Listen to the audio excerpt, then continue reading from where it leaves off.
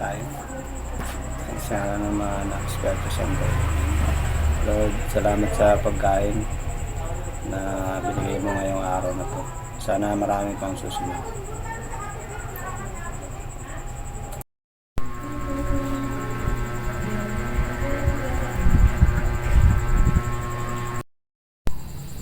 Yun guys, so yan. Ay, madilim. Nakita na naman tayo ng sariwang isda. Hindi ko lang alam kung anong isda to, pero kayo na lang magbigay ng pangalan guys.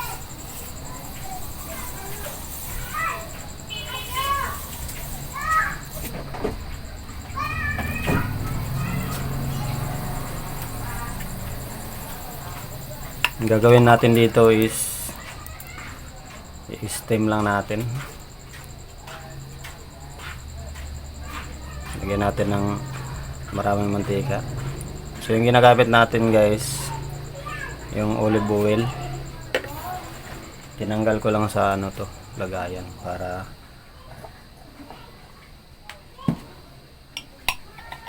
healthy yung mantika natin na ginagamit. Gigisahin ko lang to guys. Medyo kakaiba lang tong ginagawa ko kasi parang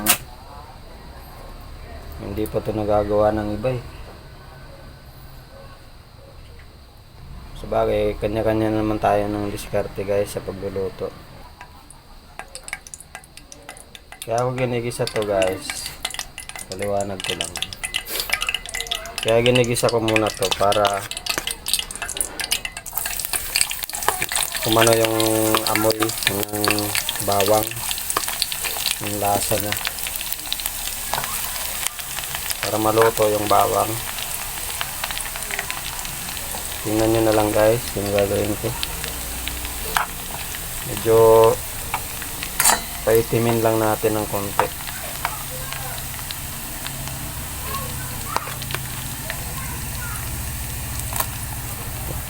Sabay na natin yung yun guys, so medyo mapula na.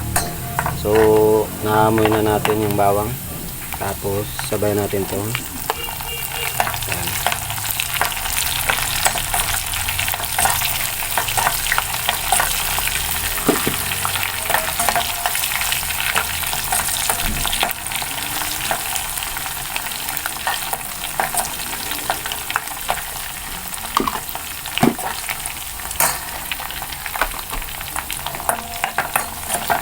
Onions. Yan guys. So okay na yan. Yan guys, yung pangalawa natin gagawin. So nagpakulo tayo ng tubig. Yan guys, so mainit na yung tubig natin. Ilagay na natin yan. Tsaka ilagay na natin to.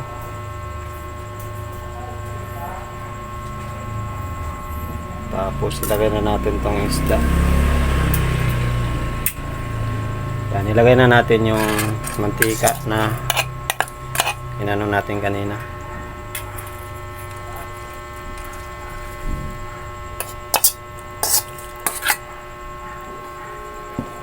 Yan na yung pinakasabaw na guys.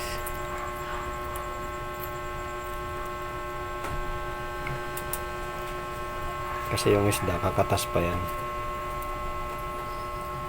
Tapos pag hindi nasariwa yung isda nyo guys, huwag na kayong magaganito kasi siguro babaho siguro yun. Halimbawa lata na yung mga tinain niya.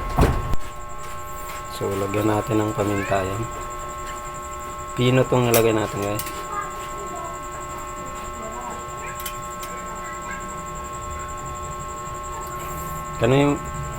Kayo na yung bahala maglagay kung ano yung mga pampalasa na ilalagay niyo guys. Siyempre hindi masarap ang luto pag walang pampalasa.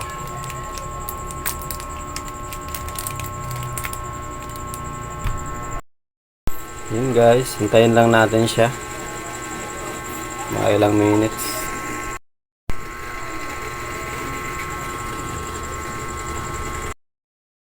Yun na guys, oh. So, ano pa hinihintay natin? Kain na tayo. Finished product na.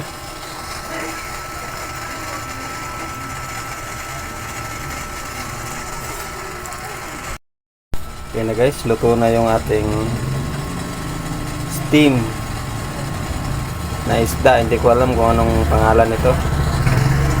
Bigyan nyo ako guys ng anong pangalan yan. Basta importante pag nag-steam ka, kailangan sariwa yung isda.